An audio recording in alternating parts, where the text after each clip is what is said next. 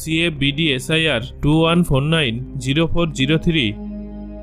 এটা একটা অদ্ভুত ও বিস্ময়কর মহাজাগতিক দেহ যেটা CF21 নামে পরিচিত। আমাদের পৃথিবী যেমন সূর্য নামক নক্ষত্রকে প্রদক্ষিণ করে, এর ক্ষেত্রে তেমন ঘটনা ঘটে না। এটা একটা নক্ষত্রবিহীন গ্রহ। CF21 এর বয়স প্রায় 2 থেকে 3 বিলিয়ন বছর। আমাদের পৃথিবী থেকে CF21 প্রায় 130 আলোকবর্ষ দূরে অবস্থিত। 2012 সালে এই গ্রহটা বিজ্ঞানীদের নজরে আসে। বিজ্ঞানীদের অনুমান, এই গ্রহটাকে অন্য কোনো গ্রহ মাধ্যাকর্ষণ শক্তির মাধ্যমে এর প্রতিবেশী গ্রহগুলোর থেকে অনেক দূরে সরিয়ে দিয়েছে।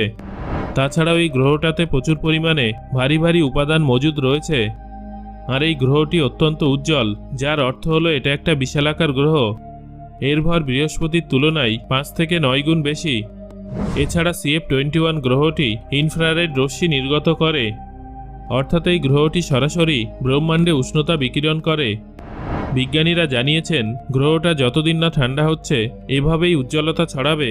গ্রহটা ঠান্ডা হতে ঠিক কতদিন সময় লাগতে পারে তার কোনো অনুমান বিজ্ঞানীরা দেননি, তবে কয়েক লক্ষ বছর যে লাগবেই তাতে কোনো সন্দেহই নেই। এই গ্রহটির উপরিপৃষ্ঠের গড় উষ্ণতা প্রায় 400 ডিগ্রি সেন্টিগ্রেড। এর কারণ অবশ্য অগণিত থার্মোনিউক্লিয়ার বিক্রিয়া। এই গ্রহটিতে সম্ভবত মিথেনও রয়েছে। TRES-2b। আপনারা সম্ভবত ভ্যাম্পায়ার বা জম্বিতে বিশ্বাস করেন না, কিন্তু TRES-2b গ্রহটা এদেরই বাসস্থান। কেননা এটা এখনও আবিষ্কৃত সবথেকে অন্ধকার গ্রহ। TRES-2b তার নক্ষত্র থেকে প্রাপ্ত আলোর মাত্র 1% প্রতিফলিত করে, তাই এটা একটা ব্ল্যাক হোলের মতো দেখতে হয়। TRES-2b অত্যন্ত ছোট হওয়ার কারণে এটা কয়লা বা ব্ল্যাক আর্কেলিক পেন্টের থেকেও কম আলো প্রতিফলিত করে। বিজ্ঞানীরা একটি হাইপোথিসিস তৈরি করেছেন যা এই রহস্যময় অন্ধকার গ্রহটার বর্ণনা দেয়। তাদের মতে এই গ্রহটার বায়ুমণ্ডলে গ্যাস রূপে সোডিয়াম এবং টাইটেনিয়াম অক্সাইড প্রচুর পরিমাণে আছে। এরা আলোকে শোষণ করে নেয়। আর এই গ্রহে অ্যামোনিয়া ক্লাউডসও নেই যা আলোকে প্রতিফলিত করে। এই ভ্যাম্পায়ার প্ল্যানেট আমাদের থেকে 750 আলোকবর্ষ দূরে অবস্থিত। এই গ্রহটা কেপলার-2b নামেও পরিচিত। HD 189733b। বন্ধুরা, এই গ্রহটি ডিপ ব্লু নামেও পরিচিত, কেননা পৃথিবীর মতো এই গ্রহটির রঙও নীল। কিন্তু বন্ধুরা, এমনটা একেবারেই ভাববেন না যে আপনি এই গ্রহে বসবাস করতে পারবেন। কখনো কখনো যা মনে হয় তেমনটা আসলে ঘটে না। এটা একটা ভয়ঙ্কর গ্রহ, কেননা এই গ্রহে নিরন্তর কাচের বৃষ্টি চলে। অর্থাৎ এই গ্রহে গেলে আপনাকেও অনবরত ঝরে চলা কাচের বৃষ্টির মুখোমুখি হতে হবে।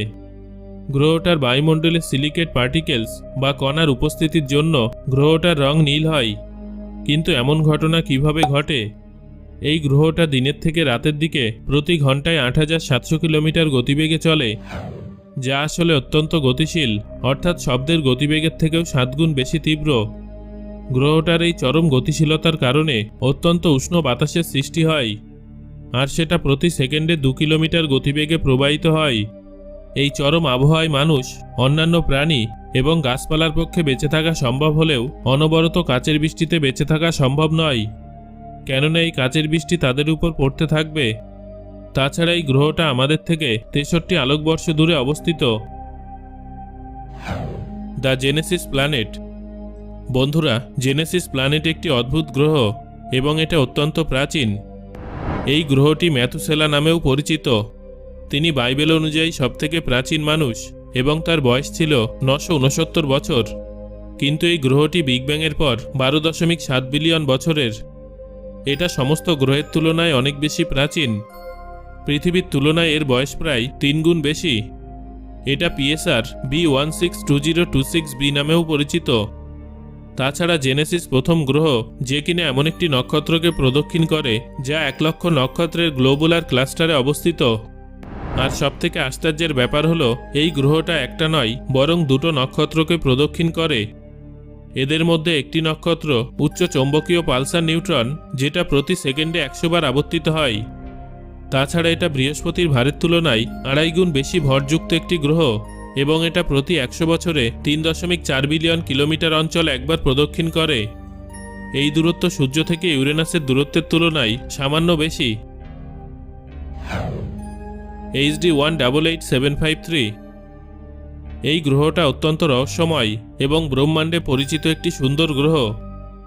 এটা আমাদের থেকে 150 আলোকবর্ষ দূরে অবস্থিত। আর আপনারা শুনলে অবাক হয়ে যাবেন যে এটা একটা ট্রিপল স্টার প্ল্যানেট। অর্থাৎ আপনি যদি কোনোভাবে এই গ্রহে পৌঁছে যেতে পারেন তবে আপনি নিজের 3টি ছায়া দেখতে পাবেন, তার সাথে নিরন্তর ঘটতে থাকা গ্রহণও। কেননা এই 3টি নক্ষত্রই খুব দ্রুত একে অপরকে ক্রস করতে থাকে। আর যদি আপনি এখানে পৌঁছাতে পারেন তবে আপনি এই ব্রহ্মাণ্ডের সবথেকে অদ্ভুত এবং সুন্দর সূর্যাস্ত ও সূর্যোদয় দেখতে পাবেন। সত্যিই যদি এই দৃশ্যের সাক্ষী হওয়া যেত তবে কত ভালো হতো বলুন তো। GJ1214b 2009 সালে প্রথমে এই গ্রহটিকে আবিষ্কার করা হয়েছিল। এই গ্রহটা পুরোপুরিভাবে জলে পরিপূর্ণ, বা বলা যেতে পারে এর কেন্দ্রটা সম্পূর্ণ বরফের। এই গ্রহের যেদিকেই তাকাবেন কেবল জলই দেখতে পাবেন। GJ1214b এর বায়ুমণ্ডলটা অত্যন্ত ঘন বাষ্পপূর্ণ। এর জন্য বিজ্ঞানীরা এর নাম দিয়েছেন দ্য স্ট্রিমি ওয়াটার ওয়ার্ল্ড। এই গ্রহটা একটা প্রকাণ্ড মহাসাগর দিয়ে তৈরি। এই গ্রহে কোনো কঠিন ভাগ নেই, ফলে মানুষের পক্ষে এখানে বসবাস করা সম্ভব নয়। তবে এই গ্রহের সাগর পৃথিবীর সাগর বা জলভাগের মতো নয়। চরম উষ্ণতা এবং অত্যাধিক চাপ উষ্ণ বরফ এবং সুপারফ্লুইড ওয়াটারের মতো অদ্ভুত পদার্থ উৎপন্ন করে, এবং আইস 7 মতো পদার্থ যা আমাদের কাছে সম্পূর্ণ অজানা। আপনাদের জানিয়ে রাখি, আমরা যে বরফের সাথে পরিচিত এটা সেরকম নয়। এই বরফের কিছু অজানা এবং অদ্ভুত বৈশিষ্ট্য আছে। বিজ্ঞানীদের মতে এই গ্রহ বায়োলজিক্যাল লাইফকে সাপোর্ট করে না। আমাদের সৌরজগৎ থেকে এটা 47 আলোকবর্ষ দূরে অবস্থিত। ওয়েব 17b এই গ্রহটা পাফি প্ল্যানেটস নামক একটা সায়েন্টিফিক ক্যাটাগরির অংশ। কেননা এর আকার বৃহস্পতির তুলনায় 1.9 গুণ বেশি। বৃহস্পতি আমাদের সৌরজগতের সবথেকে বড় গ্রহ, কিন্তু এই গ্রহটা তার প্রায় দ্বিগুণ।